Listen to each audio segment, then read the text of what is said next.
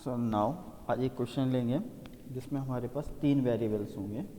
Question है again construct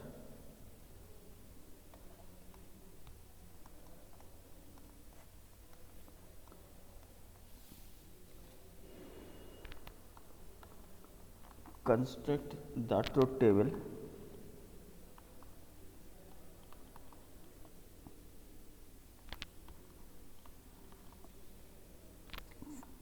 for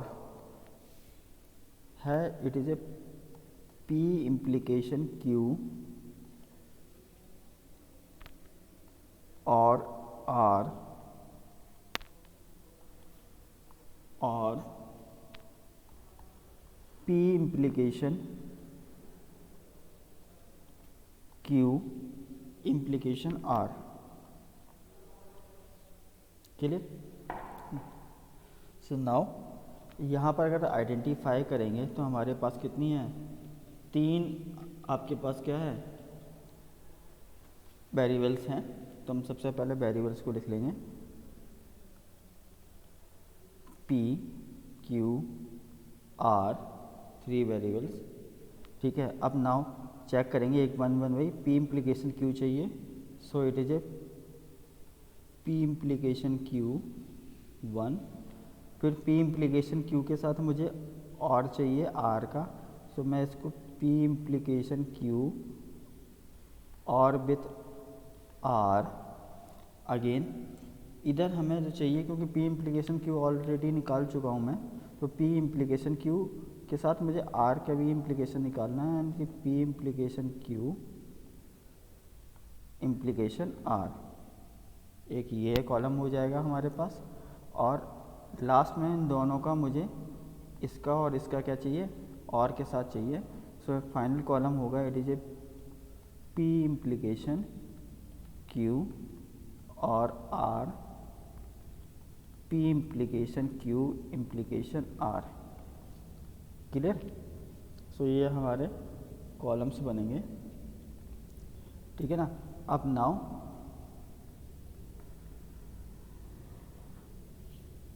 interpretations. तो interpretations 3 के लिए हमारे पास 8 इंटरप्रिटेशंस बनेंगे। तो 1 2 2 3 4 और फिर 4 हमारे पास क्या होंगे? False. Again 2 true, then 2 false, then 2 trues and 2 false, और here it is a alternate. So true, false, true, false, true, false, true and false. Here it is a 8 interpretations. Again P implication Q, both are true. P true then Q true, so it is a true. P Q true, P true then Q true, it is a true. P true then Q false, so it is a false, then it's also a false. ठीक है, P false then true, so it is a true, it is also true. Though both are false, P is false then Q is false, so it is a false or it is a false. Again अब मुझे इसके साथ oring करनी है P implication Q और R। ठीक है ना? तो both are true, so true, both are ones true, so it is a true.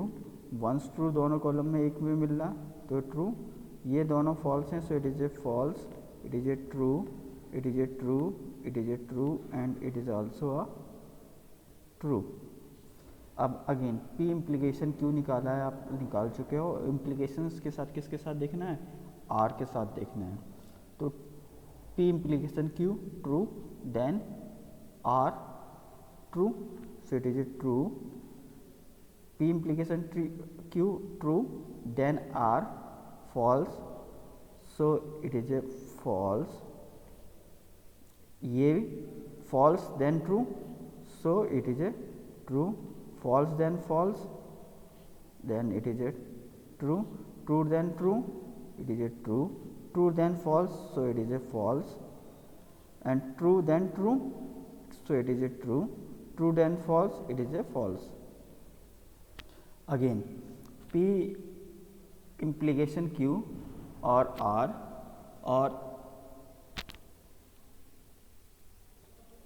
और विथ R, ये एक था और इसके बीच में हमारा क्वेश्चन में क्या था, ये और था, सो इट इज R, यानी कि इसका और इसका आप मुझे ऑरिंग करनी है, ठीक है। और टेबल ट्रू देन ट्रू, दोनों ट्रू है, so it is a true, दोनों में से एक ट्रू होगा तो ये ट्रू होगा, so hence it is a true, both are true पे भी ट्रू। तो यहाँ पर अगर देखा जाए तो सारे क्या मिलेंगे आपको, ट्रू मिलेगा, so hence all is the true. Clear? So this is the table, truth table of desired question. इस तरह से आप है ना ट्रुथ टेबल भी बना लेंगे। क्लियर?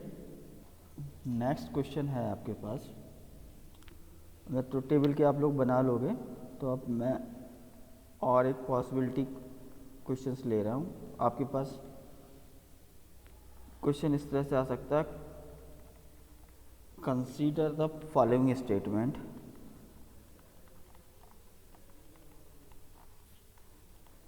अब आपको मैं स्टेटमेंट दे रहा हूँ यहाँ पर, P है,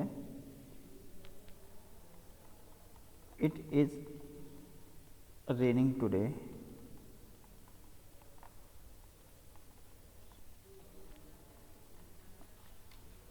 क्लियर? सो नाउ क्वेश्चन में आपके पास तीन स्टेटमेंट दिए हैं, it is a raining today, it is a cloudy today and R दिया it is a windy today, और आपको इन सब स्टेटमेंट्स को किसमें सिंबॉलिक फॉर्म में लिखना है। तो हम फर्स्ट लेते हैं, ठीक है, स्टेटमेंट रीड आउट करेंगे, इट इज़ आइदर रेनिंग और क्लाउडी टुडे। तो रेनिंग के लिए कौन सा है, P, और क्लाउडी टुडे यानी कि इट इज़ ए Q। तो फर्स्ट का जो सिंबॉलिक फॉर्म होगा वो क्या बनेगा आपका, फर्स्ट का सिंबॉलिक फॉर्म होगा P और Q।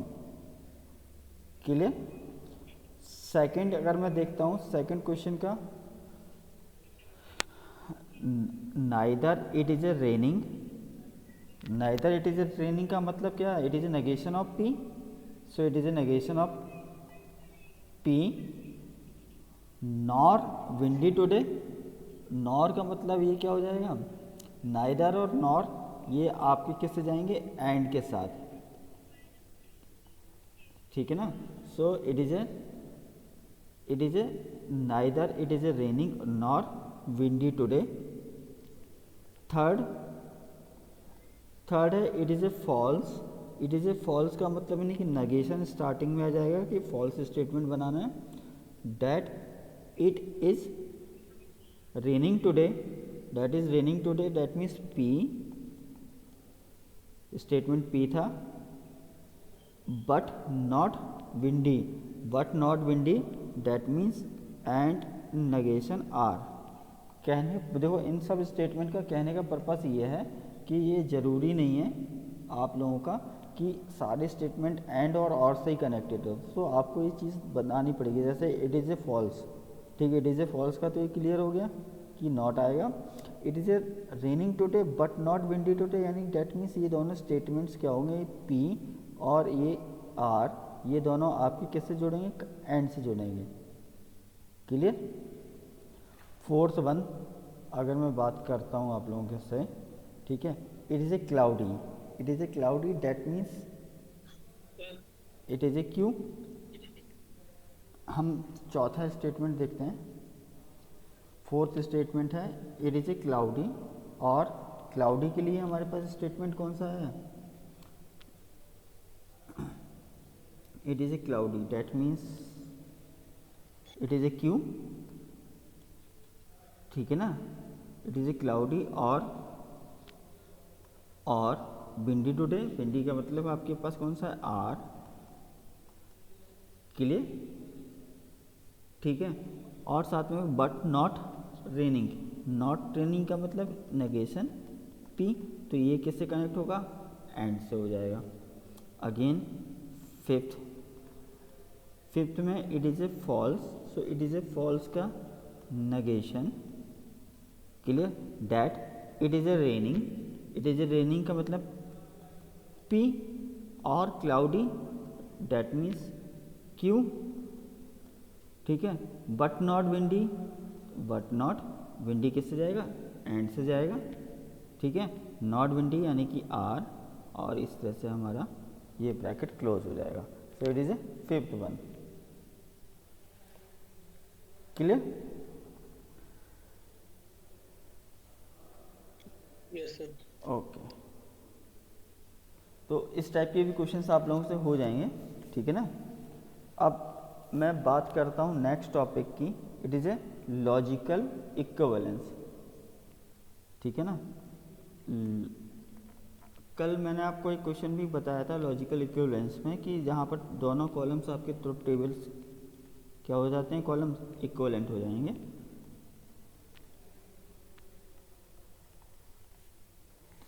सो लॉजिकल इक्विवेलेंस, ठीक है नहीं, let suppose we have two proposition, we have two proposition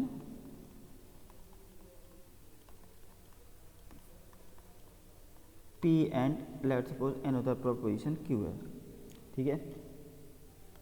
P proposition logical equivalent Q जब होगी जब वो क्या हो कि वो उनकी जो ट्रुथ टेबल हो, ठीक है ना, यानी कि truth table identical truth values रखती हूँ, ठीक है ना, यानी कि जितने भी वेरिएबल्स हैं, ठीक है, prepositional variables have always identical truth values.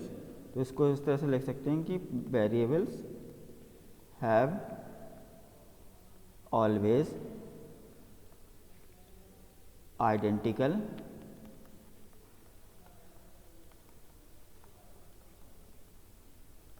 Truth values, बिल्कुल सेम हो, ठीक है। जैसे फॉर एग्जांपल अगर मैं एक क्वेश्चन लेता हूँ आप लोगों से के सामने, तो वो इस तरह से कि क्वेश्चन है prove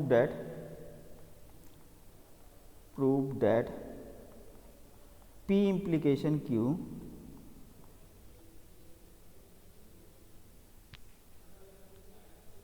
are logical equivalent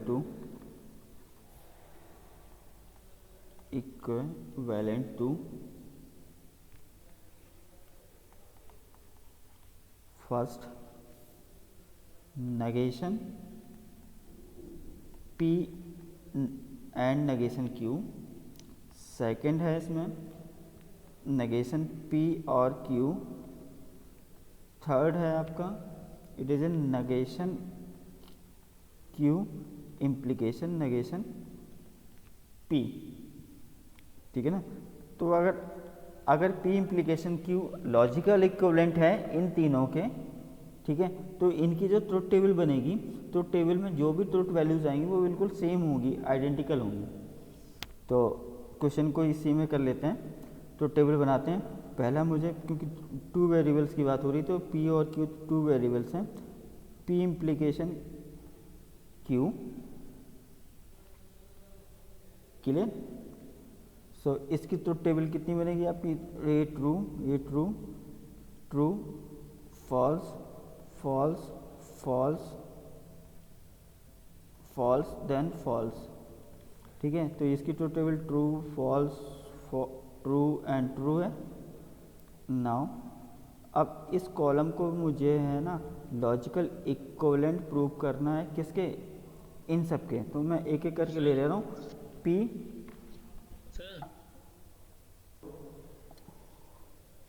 false, true, true, false, okay, ठीक है। सो अगेन मुझे पहला वाला स्टेटमेंट बनाना है, तो मुझे सबसे पहले क्या लेना होगा, P और नेगेशन Q।